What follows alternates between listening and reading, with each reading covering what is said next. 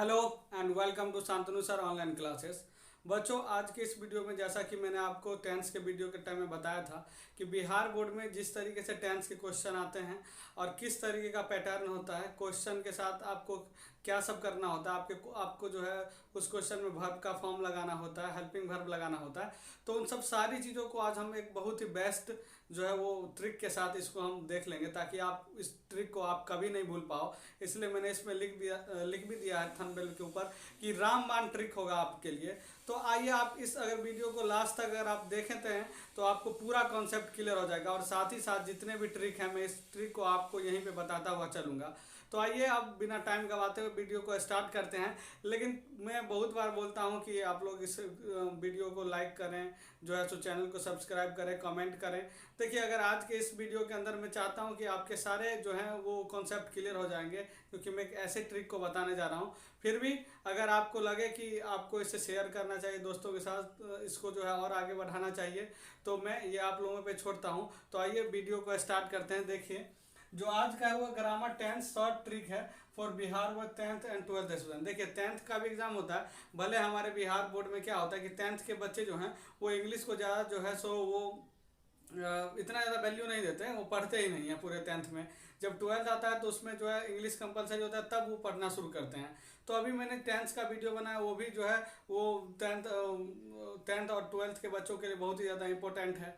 10th का भी जो है वो सिलेबस है, लेकिन मैंने जो है 12th का ही इंग्लिश सिलेबस बताया, तो कभी मैं 10th का सिलेबस भी डाल दूंगा। तो आइए आज देख लेते हैं जिस काम के लिए हम आए हैं। देखिए, मैंने इसको कुछ ऐसे लिख दिया है थोड़ा सा कि सिंपल प्रेजेंट टेंस आप बोल दें, simple past tense, simple future tense. चाहे सबका जो है मैंने एक ही में लिख दिया, क्योंकि ये सारे सिंपल प्रेजेंट पास्ट और फ्यूचर टेंस हैं।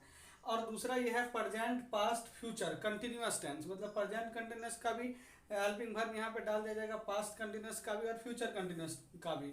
साथ ही साथ यहाँ पे जो है present past future perfect tense.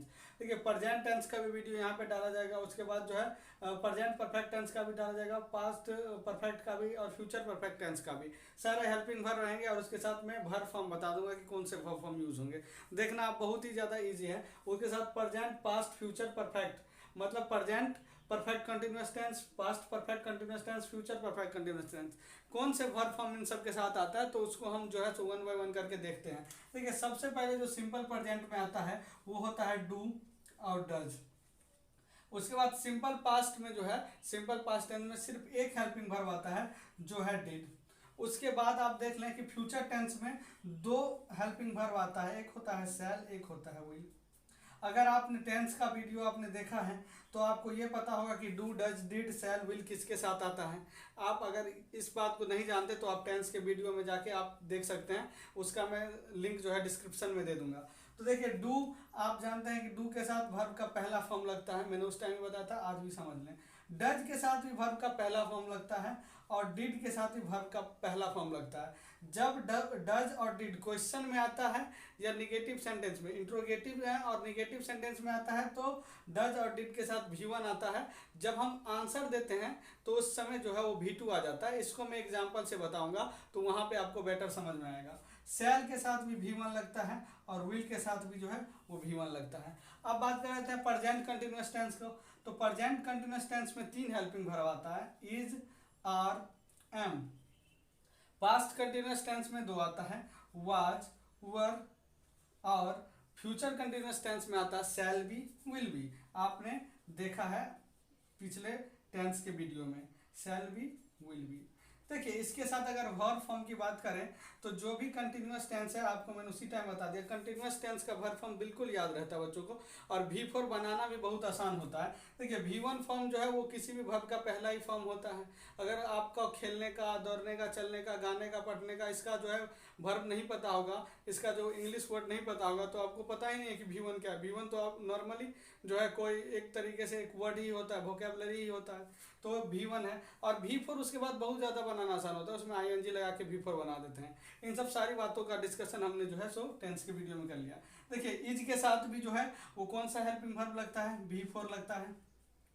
Are के साथ भी V4 लगता है, एम के साथ भी V4 लगता है, वाज के साथ भी V4 लगता है, वर के साथ भी V4, शैल बी के साथ भी V4, विल बी के साथ भी V4।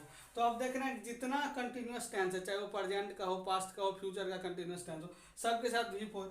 चाहे वो सिंपल प्रेजेंट टेंस हो, सिंपल पास्ट टेंस हो, सिंपल फ्यूचर टेंस हो, कोई सा भी हो, सबके साथ V1 लग रहा है। इसी तरीके से आपको याद आ जाएगा। चाहे वो प्रेजेंट, अब यहाँ पे देखते हैं present perfect tense, past perfect tense और फ्यूचर परफेक्ट टेंस।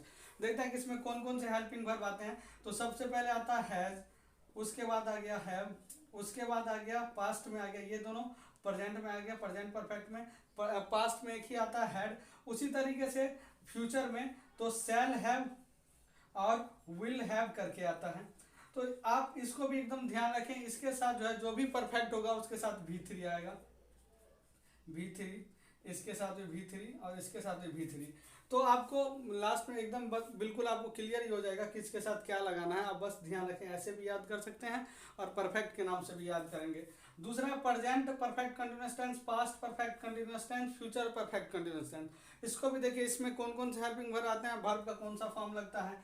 तो इसके अंदर आता है आपका प्रेजेंट परफेक्ट कंटिन्यूअस में हैज बीन, उसके बाद आता है प्रेजेंट परफेक्ट कंटिन्यूअस में दो आता है हैव बीन, दो हेल्पिंग वर्ब आता है। उसके साथ साथ जो आता है हैड बीन। उसके बाद जो आता है आपका, जब आप फ्यूचर में बात करते हैं पास्ट में एक ही होता है, तो शैल हैव बीन और विल हैव बीन। तो एक बात आप बिल्कुल ध्यान रखें कि फ्यूचर परफेक्ट कंटिन्यूअस टेंस हो या सीधा कंटिन्यूअस टेंस हो, तो सीधे, और आप एक तरीके से याद रखें जहाँ पे कंटिन्यूअस आपने देख लिया तो आप समझे कि वहाँ पे V4 लगेगा ही लगेगा। ठीक है, तो आप देख रहे हैं कि V4 लग रहा है। तो देखिए बिल्कुल आसान है। सिंपल प्रेजेंट पास्ट फ्यूचर हो तो V1 का फॉर्म आता है, प्रेजेंट पास्ट कंटिन्यूअस टेंस हो तो उसमें V4 आ जाता है, अगर परफेक्ट टेंस हो तो उसमें क्या होता है V3 आ जाता है, और प्रेजेंट परफेक्ट कंटिन्यूअस है या पास्ट परफेक्ट या फ्यूचर परफेक्ट कंटिन्यूअस टेंस है तो उसके साथ V4 आ जाता है। दोनों जगह कंटिन्यूअस में V4, फर्स्ट में जो आता है सिंपल प्रेजेंट पास्ट में V1 और प्रेजेंट परफेक्ट और पास्ट परफेक्ट में जो है सो V3। तो आप हैज हैव ऐसे भी याद कर सकते हैं, हैज हैव के साथ V3 आता है, ऐसे करके भी याद कर सकते हैं। आप जिस तरीके से चाहें आप याद कर सकते हैं। ये बहुत ही ज़्यादा शॉर्ट ट्रिक है। अब आइए हम बात करते हैं, जैसे कि मैंने अभी बात किया था कि आपके जो बिहार बोर्ड में क्वेश्चन होते हैं वो किस तरीके का आता है, कौन सा हेल्पिंग वर्ब को आपको कैसे लगाना होता है, क्वेश्चन का तरीका क्या होता है। तो आइए हम देखते हैं इस वीडियो के अंदर। तो अब यहाँ पे देखिए कि हेल्पिंग वर्ब जो है वो कितने होते हैं। जैसे टेंस के अंदर अभी आपने पढ़ा है तो देख रहे हैं कि जितने भी हेल्पिंग वर्ब हैं इसी 13 हेल्पिंग वर्ब के ऊपर जो है वो पूरा का पूरा टेंस जो है वो बन जाता है। जैसे कि आप मान लें do, does, did, shall, will, is, are, am, was, were, has, have, had. तो पूरे आप टेंस देख लें तो पूरे टेंस के अंदर आपको पता चल जाएगा कि यही सारे हेल्पिंग वर्ब है जिसके अंदर present tense, simple present tense, simple past tense, पूरा का पूरा टेंस जो है इसी के ऊपर बना हुआ है। यही हेल्पिंग वर्ब जो है पूरे टेंस में आ रहा है। अब देखिए कुछ ऐसे चीज़ों को कुछ ऐसे हेल्पिंग वर्ब जिसके बारे में बता दूं वो डुअल नेचर के हैं। जैसे कि यहाँ पे देखें is, are, am, was, were, shall, be, will be. देखिए ये सब सारे आप देखते हैं कि present continuous tense, past continuous tense और फ्यूचर कंटिन्यूअस टेंस के साथ आते हैं। मतलब इसके साथ वर्ब का फॉर्म लगता है V4 लगता है। लेकिन is, are, am, was, were, shall, be, will be का एक और जो है यूज है, वो होता है नो एक्शन के साथ। वो नो एक्शन के साथ कैसे होता है आप देख लीजिए। जैसे is, are, am, was, were, shall, be, will be है, वो नो एक्शन क्या होता है पहले ये समझ ले। एक्शन और नो एक्शन, देखिए एक्शन बोले या वर्ब बोले बात बराबर है। एक्शन का भी मतलब क्रिया होता है, वर्ब का मतलब भी क्रिया होता है। तो मैं इसको नो एक्शन बोलता हूँ कि ऐसा सेंटेंस, ऐसा वाक्य या बोल सकते हैं ऐसा शब्द जो कि क्या है वर्ब ना हो, तो कोई क्रिया नहीं। तो नो एक्शन का मतलब था कोई क्रिया नहीं। जैसे कि नाम देख लीजिए, कोई इसमें वर्ब नहीं आ रहा। क्वालिटी, किसी का जो होता है, किसी के अंदर की जो क्वालिटी होती है, उसके जो गुण होते हैं, तो वो जो है सो नो एक्शन होता है, उसमें कोई वर्ब नहीं होता। उसके बाद जो कंडीशन आता है अवस्था, जिसको बोलते हैं कि कोई अच्छा है, कोई कैसा, मतलब अच्छा है मतलब उसके स्वास्थ्य के बारे में, वो जो है बीमार है, वो भूखा है, वो प्यासा है, वो थका हुआ है, वह तैयार है, तो ये कंडीशन के अंदर आ जाता है। तो इसमें भी जो है सो कोई वर्ब नहीं आ रहा। और एक होता है ऑक्यूपेशन, जिसका मतलब होता है पेशा। पेशा मतलब अगर आप जो है सो स्टूडेंट हैं, टीचर है, डॉक्टर है, वकील, इंजीनियर, तो ये सब ऑक्यूपेशन के अंदर आ जाता है। तो इन सब चीज़ों का इस्तेमाल प्रेजेंट टेंस अगर टेंस में करेंगे तो भी फोर के साथ होगा, और अगर इसका सेकेंड यूज देखेंगे तो नो एक्शन के साथ होगा, जहां पे जो है सिर्फ यही लगेगा is are am was were shall be will be. Helping verb तो लगेगा लेकिन वर्ब नहीं आएगा, कोई मेन वर्ब नहीं होगा, नो एक्शन के साथ लगेगा। जैसे कोई बोलता है आई एम, जैसे मैं बोलूँ आई एम शांतनु, तो यहाँ पे जो है वर्ब का कोई फॉर्म नहीं लग रहा, ठीक है, ये नॉर्मल, तो इसी इसी को ही बोलते हैं नो एक्शन। अब कुछ भी ले लें, जैसे कोई बोलेगा कि he will be a doctor, वह डॉक्टर बनेगा, विल बी अ डॉक्टर, यहाँ पे वर्ब का कोई फॉर्म नहीं लग रहा। वाज वर्ड से ले लें तो आप जैसे किसी को बोल सकते हैं, या फिर कोई बोलता है आई वॉज एन आर्मी, मैं आर्मी में था, मैं आर्मी था, तो ऐसे करके जो देख रहे हैं आपकी कि इसमें से नेम, क्वालिटी, कंडीशन और ऑक्यूपेशन का भी यूज हो जा रहा है इज आर एम के साथ, ठीक है, तो इज आर एम भी डुअल नेचर में आता है। अब देखते हैं यूज ऑफ डज और यूज ऑफ डिड। कैसे मैंने अभी बताया था कि किस तरीके से यूज ऑफ डज और डिड में किस तरीके का चेंज हो जाता है। तो आप देखिए, जैसे मैं एक सेंटेंस यहाँ पे लिख रहा हूँ, एक एग्जांपल यहाँ पे दे रहा हूँ। जैसे मान लीजिए हम इसका अगर डज का इस्तेमाल, ये सिंपल प्रेजेंट टेंस में आता है, तो सिंपल प्रेजेंट टेंस में आता है, अगर हम इसका इंट्रोगेटिव में करते हैं तो थोड़ा सा यहाँ पे ध्यान दें। अगर इसको इंट्रोगेटिव सेंटेंस में आप डालेंगे तो आप देखेंगे इंट्रोगेटिव सेंटेंस के अंदर, तो यहाँ पे क्या होता है, अगर हम किसी से पूछते हैं कि डज राम प्ले हॉकी, मान के चलिए ऐसा क्वेश्चन है, डज राम प्ले हॉकी, तो आप देख रहे हैं डज आ रहा है, तो ये वर्ब का कौन सा फॉर्म आ रहा है, डज के साथ भी बना रहा है। लेकिन अगर आंसर कोई देता है कि राम हॉकी खेलता है, तो यहाँ पे क्या हो जाता है, थोड़ा सा चेंज हो जाता है, और यहाँ पे आ जाता है Ram pledge hockey, Ram pledge hockey. तो आप यहाँ पे मतलब समझ लें कि देख लें, यहाँ पे जहाँ पे डज नहीं आया वहाँ पे क्या आ रहा है, वर्ब का पांचवा फॉर्म आ रहा है, और यूज तो हो रहा है डज वाला ही, लेकिन जहाँ पे आप देख लें, जहाँ पे डज नहीं आएगा वो वहाँ पे क्या होगा, वर्ब का पांचवा फॉर्म आएगा, क्योंकि आप जानते हैं कि डज जो है वो खुद वर्ब का पांचवा फॉर्म है। जैसे do, did, does, done, doing, do, did, done, doing, does, does खुद जो है वो पांचवा फॉर्म है। इसीलिए एक साथ, जैसे एक मशहूर कहावत है कि एक म्यान में दो तलवार नहीं रह सकता, उसी तरीके से अगर एक V5 ऑलरेडी आ चुका है तो सेंटेंस के अंदर जो है वो दूसरा जो है सो V5 नहीं आएगा। यहाँ पे देख लें डज नहीं आया, इसीलिए क्या हुआ, यहाँ पे V5 आया। फिर जब इसका हम अगर निगेटिव बनाते हैं, ये तो एफर्मेटिव था, एफर्मेटिव, लेकिन अगर हम निगेटिव सेंटेंस बनाएं, आप देख सकते हैं अगर निगेटिव सेंटेंस बने तो इसमें आप देखिएगा कि फिर से डज आ रहा है। अगर कोई बोले कि राम हॉकी नहीं खेलता है तो इसका कुछ ऐसा बनेगा, Ram does not play hockey. तो आप देख सकते हैं यहाँ पे आप देख सकते हैं कि फिर से क्या डज आ गया, तो यहाँ पे वर्ब का पहला फॉर्म ही लगा हुआ है। तो आप सीधा सीधा समझे, जहाँ पे डज आ जाएगा वहाँ पे वर्ब का पहला फॉर्म रहेगा, और जहाँ पे डज नहीं रहेगा, अगर वो सिंपल प्रेजेंट टेंस में है, अगर ऐसा आप बोलते हैं ताहे तिया वाला, तो वहाँ पे सीधा क्या हो जाएगा, वर्ब का पांचवा फॉर्म लग जाएगा। उसी तरीके से आप देखिए यूज ऑफ डिड कैसे होता है। जैसे हमें किसी के बारे में पूछना है क्या वो इंग्लिश बोलता था, तो आप देख लीजिए किस तरीके से इसका इंट्रोगेटिव बनेगा। इंट्रोगेटिव सेंटेंस के अंदर हमारा जो क्वेश्चन होगा वो इस तरीके से होगा, डिड ही, क्या तुम बोलते थे तो डिड यू, क्या वो बोलता था तो डिड ही। तो आप जिस तरीके से बनाएं, did you speak English, question mark, क्या तुम अंग्रेजी बोलते थे, डिड यू स्पीक इंग्लिश। अगर वो बंदा बोलेगा कि मैं बोलता था, ये सिर्फ सेंटेंस बनाने के लिए इस्तेमाल हो रहा है, तो एफर्मेटिव सेंटेंस है ये। तो अगर वो बोलेगा कि मैं बोलता था, तो यहाँ पे हो जाएगा आई स्पोक इंग्लिश। अब यहाँ पे आप देख लें, जहाँ पे डिड आया हुआ है, जहाँ पे डिड आया वहाँ पे वर्ब का पहला फॉर्म यूज हो रहा है, वहाँ पे वर्ब का जो है पहला फॉर्म यूज हो रहा है, क्योंकि डिड जो है वो खुद क्या है, V2 है, तो डू डिड, डिड खुद V2 है, तो इसके साथ एक और V2 नहीं आ सकता, ठीक है। अगर यहाँ पे V2 आप यहाँ पे देख रहे हैं एफर्मेटिव में, जहाँ पे जवाब दिया जा रहा है, जहाँ पे जो है डिड नहीं आ रहा, तो वहाँ पे क्या आ रहा है, वर्ब का दूसरा फॉर्म आ रहा है। अगर फिर से निगेटिव आप बना के देखें, निगेटिव में मैं नहीं बोलता था, अगर वही आदमी बोले कि मैं नहीं बोलता था, क्योंकि कंडीशन 3 हो सकता है, मैं तीनों कंडीशन को लूँगा, या तो वो हाँ भी बोल सकता है या ना भी बोल सकता है। तो निगेटिव में क्या होगा, I did not speak English. देख लें आप कि यहाँ पे क्या हुआ, फिर से जो है डिड आ गया, तो डिड के साथ वर्ब का पहला फॉर्म ही आया। तो आप देखते हैं कि जो डज वाले में और डिड वाले में है, इसमें थोड़ा सा जो है सो चेंज होता था, ये डुअल नेचर वाला था, इसको मैंने जो है सो कंप्लीट कर दिया। अब हम बात करते हैं कि किस तरीके के क्वेश्चन आते हैं बिहार बोर्ड के अंदर, जो आप उसमें आपको वर्ब फॉर्म चुनना होता है। तो आइए हम उस क्वेश्चन को देखते हैं अभी।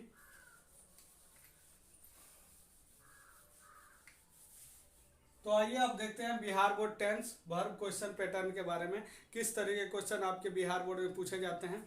देखिए जो क्वेश्चन पूछा जाता है उसमें लिखा जाता है चूज द करेक्ट वर्ब। तो आप जानते हैं कि पूरे टेंस के अंदर वर्ब और हेल्पिंग वर्ब का ही खेल चलता है कि कौन सा हेल्पिंग वर्ब के साथ कौन सा वर्ब फॉर्म आएगा, किसके साथ क्या आएगा। तो यहाँ पे आपको वर्ब ही चुनना होता है, इसी नाम से जो है क्वेश्चन आता है। तो वहाँ पे आप टेंस मत ढूंढने लग जाना, ये आपका जो है वो correct choose the correct verb के नाम से ही क्वेश्चन आएगा। देखिए सबसे पहला जो क्वेश्चन है वो है I dot dot a dream last night. Last night की बात हो रही है, पास्ट की बात हो रही है। आपके सामने इसी तरीके से 4 ऑप्शन होंगे, तो आप क्या करेंगे, उसमें से एक ऑप्शन आपको सेलेक्ट करना पड़ेगा, उसमें से आपको एक ऑप्शन चूज करना पड़ेगा। तो इसमें क्या होता है, जैसे कि आप मान लें कि यहाँ पे है I dot dot a dream last night. तो लास्ट नाइट तो मतलब क्या है, सी से तो होगा नहीं क्योंकि ये तो प्रेजेंट में आता है, सिंपल प्रेजेंट का है। सीन तो भी3 के साथ, ये भी3 हो गया। आई के साथ जो है सो ऐसे भी3 आएगा नहीं। वाज सी तो आने का चांस नहीं है क्योंकि वाज के साथ सी तो आता नहीं है। तो क्या होगा यहाँ पे आई सॉ। क्या होता है कि जब आप सिंपल पास्ट टेंस में जब एफर्मेटिव सेंटेंस बनाते हैं, आंसर देते हैं, तो इसी तरीके से बोलते हैं I saw a dream last night. मैंने पिछले रात एक सपना देखा था। तो अब जैसे कि आप देख रहे हैं यहाँ पे सॉ लगा हुआ है ना, तो आप बिल्कुल एकदम क्लियर रहें। आपका अगर कॉन्सेप्ट क्लियर होगा, आपका पूरा टेंस क्लियर होगा, हेल्पिंग वर्ब और वर्ब का कॉन्सेप्ट क्लियर होगा, तो आप आसानी से बना सकते हैं इस क्वेश्चन को। और पूरे जो है टेंस के अंदर मैंने आपका पूरा कॉन्सेप्ट क्लियर किया है, तो आपको इस क्वेश्चन को बनाने में थोड़ा सा भी जो है प्रॉब्लम नहीं होगा। अब यहाँ पे देखिए श्याम डज नॉट चेस है। तो अब देखिए यहाँ पे क्या आएगा, डज आ गया, ये खुद भी5 है तो प्लेज तो आ नहीं सकता। डज के साथ प्लेइंग तो आ नहीं सकता।